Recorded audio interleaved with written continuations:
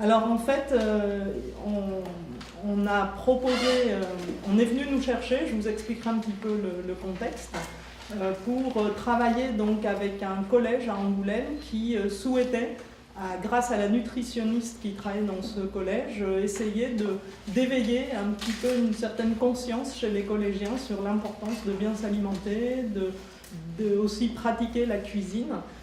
Et donc ce projet est né de cette rencontre avec cette diététicienne qui était venue à notre conférence Fun Food Conference, comme quoi vous voyez que c'est important de faire des conférences.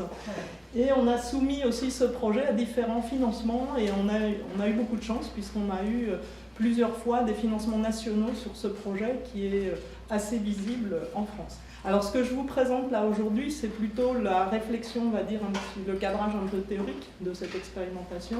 Et dans un deuxième temps, on va plutôt regarder la transférabilité de cette première expérience dans un autre collège, ce qui était aussi un deuxième aspect du projet qui a émergé progressivement de notre travail. Alors la question qui s'est posée au départ, à travers cette rencontre avec Marilyn Puck, c'est peut-on éduquer et comment faire pour éduquer finalement les collégiens à la pratique culinaire.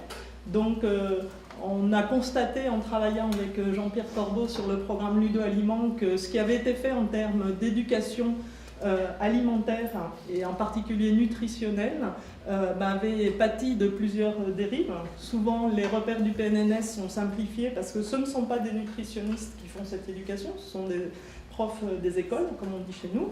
Et puis donc ces profs, ils ont tout à faire au collège, ils ont plein de choses à faire et il manque de temps pour le faire bien. Il manque de temps aussi pour introduire la notion de diète.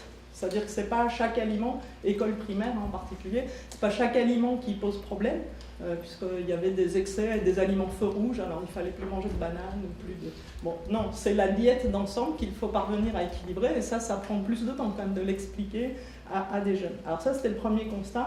Il y a eu aussi beaucoup d'actions d'éducation sensorielle, en particulier Pascal Schlich et Aude Gagnère ont monté plein d'expérimentations sur ce registre-là, et eux-mêmes ont constaté qu'en fait, c'est très bien d'apprendre aux enfants à différencier croquant, croustillant, craquant, sauf que si après on ne pratique pas tous les jours chez soi, ou si on ne commente pas tout ce qu'on mange avec sa famille, etc., on perd très rapidement ses habiletés de qualifier les sensations que l'on ressent, et c'est une éducation qui finalement, dont les effets se perdent assez vite, puisqu'elle n'est pas finalement prolongée à la maison. Donc dans ce cadre-là, on s'est posé ces questions-là.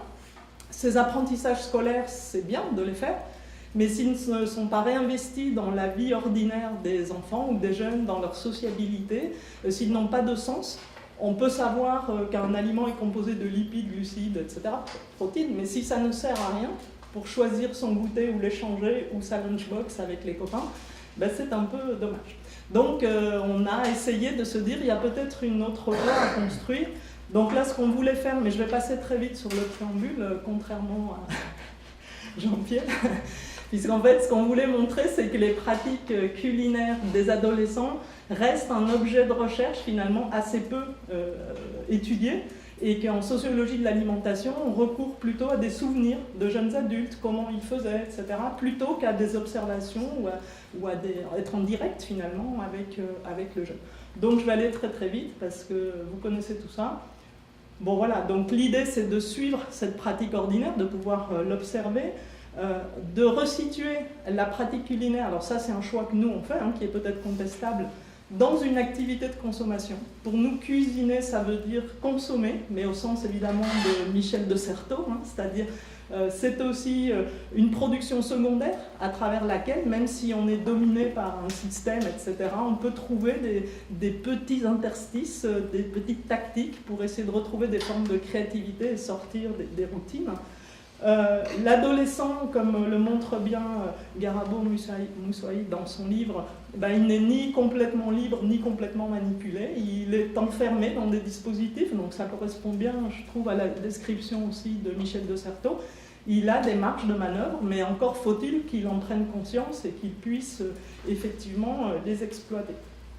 Donc comment aborder, ça c'était vraiment ce qu'on a proposé au collège, les arts de faire culinaires, c'est-à-dire d'introduire non pas simplement des cours de cuisine, mais vraiment des arts de faire au sens de Certeau, en lien avec la pratique culinaire, c'est-à-dire donner envie aussi aux collégiens de décrypter cet environnement marchand qui leur est imposé, cette industrie alimentaire finalement qui leur est proposée pour retrouver le plaisir d'une pratique alors déviante peut-être, en tout cas d'essayer d'introduire un petit peu de recul par rapport à ça. Et donc, est-ce qu'effectivement, entrer par la pratique culinaire, est-ce que ça peut permettre peut-être de commencer à introduire, placer le jeune dans un processus d'autonomisation? Alors, je rappelle que nous, dans notre centre, on ne parle pas tellement d'autonomie du consommateur, mais du jeune consommateur, on parle beaucoup plus d'autonomisation, donc c'est une autonomie dans la relation. C'est Axel Honneth, c'est un philosophe qui explique très bien ça. L'autonomie, soit c'est l'indépendance, le consommateur est indépendant, et puis on oublie un peu tout le social autour de lui, soit il est en voie d'autonomisation. Et effectivement, ça veut dire qu'il est pris dans une relation avec un autrui. Alors là, évidemment, ça va être le parent, mais ça va être l'école.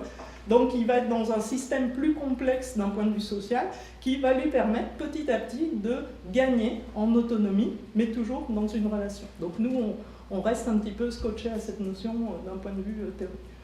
Bon voilà, je vais passer très vite, voilà.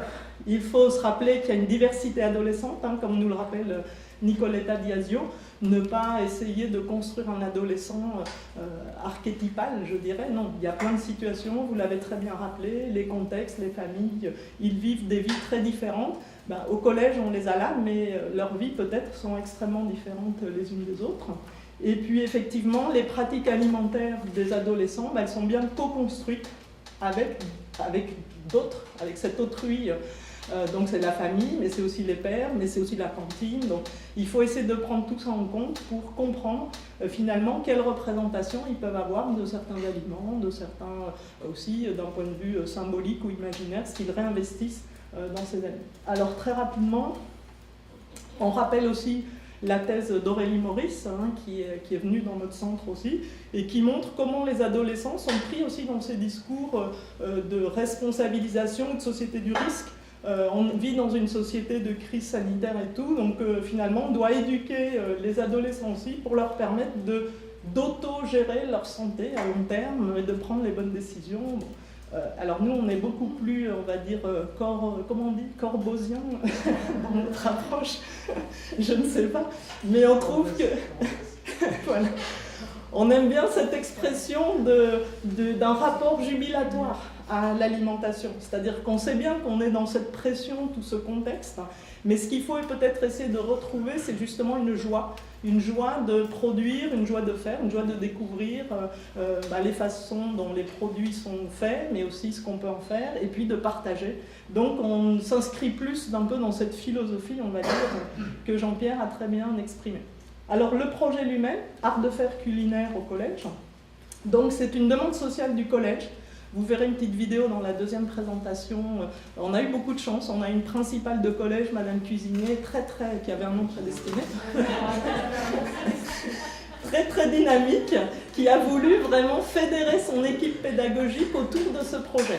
Et elle a très bien su manager. Donc là, on voit bien qu'il y a des compétences managériales très fortes à avoir pour mobiliser la prof de sciences et vie de la Terre, biologie, on va dire, la prof de français, la prof d'art plastique, la prof d'histoire. Enfin, voilà, toute une équipe s'est construite. Elle a su animer cette équipe, mais elle a su aussi aller chercher des budgets complémentaires pour permettre à cette équipe de travailler.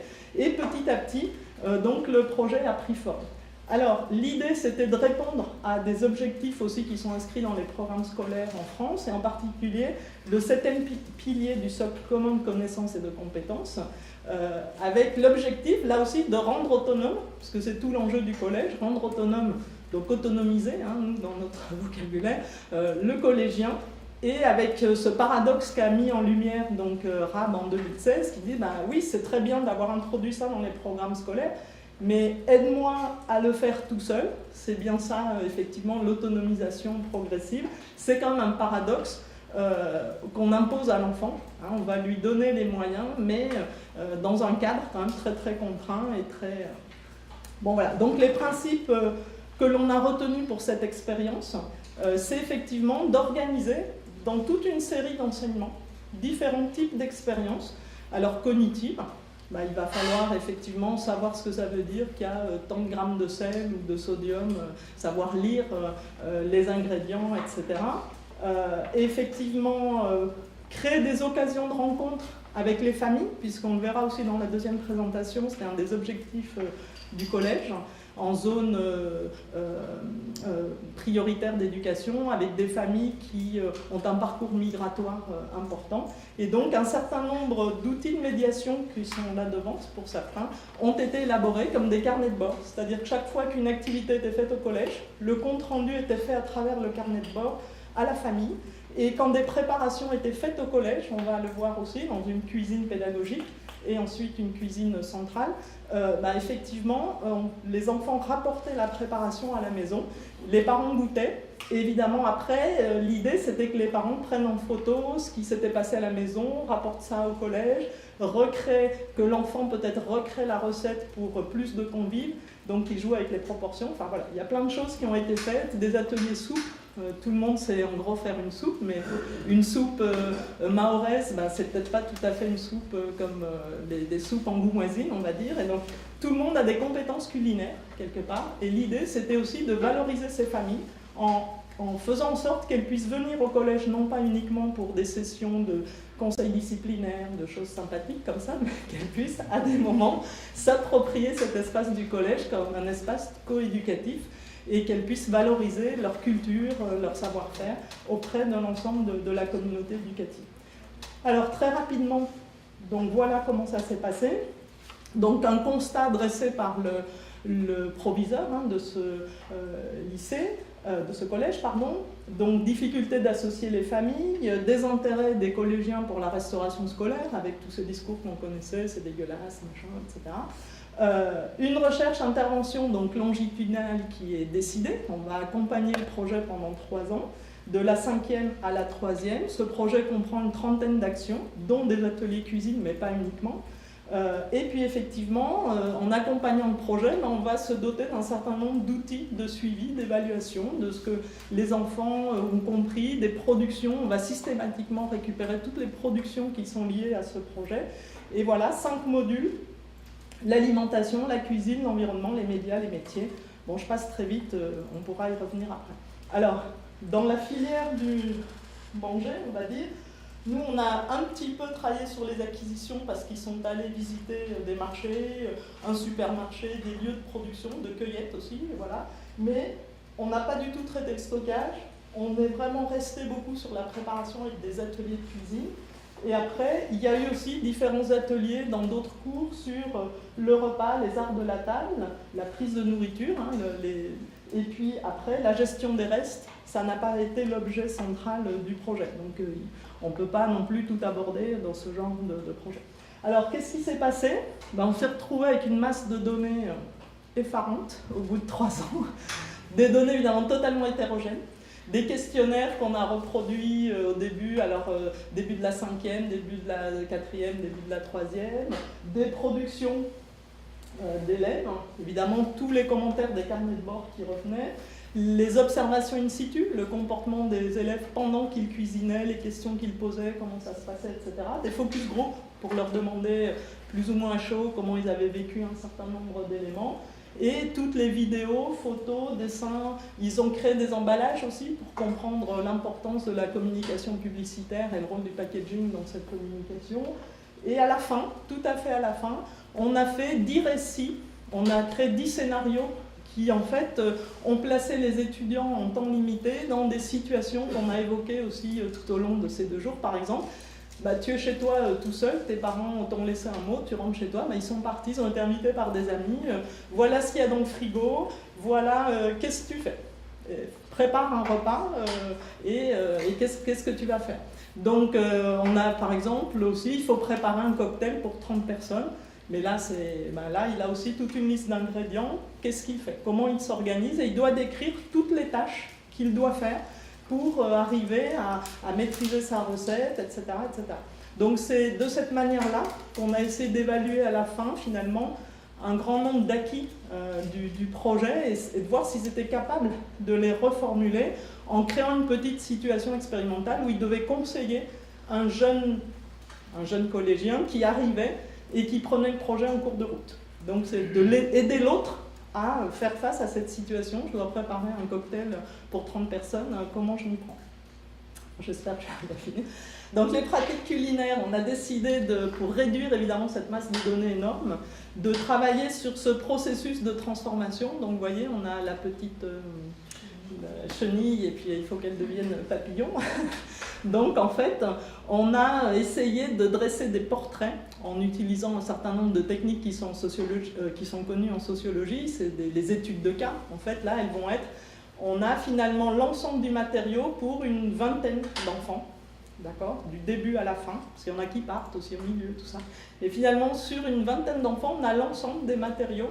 Ils ont participé au focus group, enfin voilà, on a à peu près tout. Donc on va essayer de construire des portraits qui montrent un parcours cheminatoire au sens de Michel de Certeau, c'est-à-dire comment ils se sont appropriés ce dispositif, comment ils y ont trouvé un intérêt ou pas, parce que ça peut aussi être révélateur. Alors voilà, on a essayé de réduire cette masse de données énorme.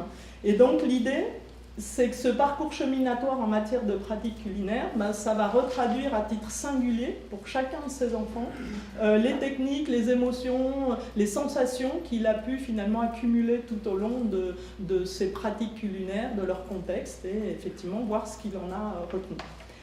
Alors, pour interpréter tout ça, on s'est appuyé donc là aussi sur le travail d'Isabelle Garabio-Moussaoui, qui est de dire, en fait, il y a une montée en compétences culinaires. L'enfant, au départ, il picore, d'accord, donc il ne prépare rien en réalité. Hein. Après, il apprend à réchauffer, donc les aliments sont déjà transformés dans sa pratique à la maison, il sait mettre quelque chose au moins dans le four au micro-ondes, etc. Ensuite, il va pouvoir associer des aliments sans vraiment qu'il y ait de cuisson. Il peut faire des toasts, il peut faire plein de choses différentes, des salades. Et puis, petit à petit, il va aller jusqu'à maîtriser la cuisson. Et dans la cuisson, il y a plein de degrés de compétences aussi. Entre faire une compote et puis faire un plat au four long, un poulet ou une volaille, ce n'est pas tout à fait la même compétence du point de vue des cuisiniers. Hein. Et donc, voilà, il y a tout... Donc, on a repris cette grille pour montrer aussi qu'en fait, la montée en compétences au cours des ateliers de cuisine, c'est bien fait. Hein. Et puis que ça va, effectivement, tout le débat, tout le dialogue qu'il va y avoir et toutes les autres activités autour de ces ateliers de cuisine, donc tout ce projet qui a diffusé dans plein d'autres matières, ça va finalement aider l'enfant à une forme de réflexivité sur ses pratiques, sur ce qu'il aime, sur les sensations qu'il découvre, les goûts qu'il préfère, et puis, etc. Donc, alors la conclusion générale, ça ne vous étonnera pas, c'est qu'évidemment on nous demande comment on nous a financé. Vous avez dit quel est l'impact de l'éducation? Et l'impact, si je vais faire une réponse de Normande, il est très variable. Voilà, donc ils vont peut-être pas du tout aimer au Fonds français alimentation santé. Mais pourquoi? Parce qu'en fait, le dispositif qu'on a imaginé à travers tous ces outils de médiation, la lunchbox, les carnets de bord, l'accueil des familles au collège, etc., il a essayé de créer ce lien entre ce qui se passe au collège et ce qui se passe dans les familles. Mais la réponse est très claire, c'est que ce projet a vraiment permis d'ouvrir une zone proximale de développement, si on prend le modèle théorique de Lev Vygotsky, c'est-à-dire j'apprends à faire des choses en étant guidé par autrui, des choses que je n'ai jamais faites. Chez moi, je n'ai peut-être jamais épluché des légumes, je n'ai jamais cuit quelque chose, donc je vais aller au-delà de mes compétences réelles pour développer un potentiel de compétences. Donc ça a été bien conçu, bien accompagné au collège, etc. Mais la vraie question, c'est est-ce qu'une deuxième zone proximale de développement, est-ce qu'elle a pu s'ouvrir à la maison? Et là, justement, par les récits que vont faire les enfants, qu'ont fait les enfants, on s'est rendu compte que dans certains cas, l'enfant aime bien, finalement, cuisiner au collège, mais qu'il n'a pas le droit de le faire chez lui. D'accord? Parce que la maman, et c'est lié à la culture de la maman, c'est son rôle, c'est sa mission dans la famille d'être la mère nourricière, elle contrôle tout ce qui se passe, les achats, etc. Donc on ne peut pas ouvrir ce deuxième espace. Il a des compétences, il a des dispositions maintenant, mais qui en fait ne peuvent pas s'actualiser, ne peuvent pas s'exprimer dans le contexte familial. Donc c'est pas perdu, mais c'est pas immédiat. Vous voyez, il les réinvestira peut-être plus tard, quand il partira étudiant, ou voilà. Et dans d'autres cas, au contraire, l'enfant dont la mère pensait qu'il allait se couper, se brûler, enfin, ce que vous avez dit, la mère découvre qu'il est capable de faire des tas de choses à l'école et va lui ouvrir la cuisine, va lui donner accès à la cuisine, va l'aider à reproduire des recettes, à changer les proportions. Par exemple, si on doit nourrir pas de 4 personnes mais tout d'un coup 10, bon, elle va s'impliquer avec lui pour finalement le valoriser à la maison à travers un certain nombre de productions conjointes. Alors ce n'était pas notre objet. Notre projet, ce n'était pas de faire de l'ethnographie familiale, d'aller voir ce qui se passe, mais on sent bien que si on nous pose la question de l'impact, c'est bien ça, c'est-à-dire que le collège a ouvert un possible, mais il faut que ce possible soit retravaillé, réapproprié à la maison. Donc, pour finir, très simplement, il a fallu aussi donc, que l'on prenne en compte, justement sur ces 15 portraits, effectivement l'origine sociodémographique de chaque famille, sa culture, ses revenus, etc., le parcours migratoire de certaines d'entre elles, le style éducatif parental. Donc on a fait des questionnaires complémentaires pour savoir si le style éducatif était très autoritaire, permissif, etc., négociateur, etc.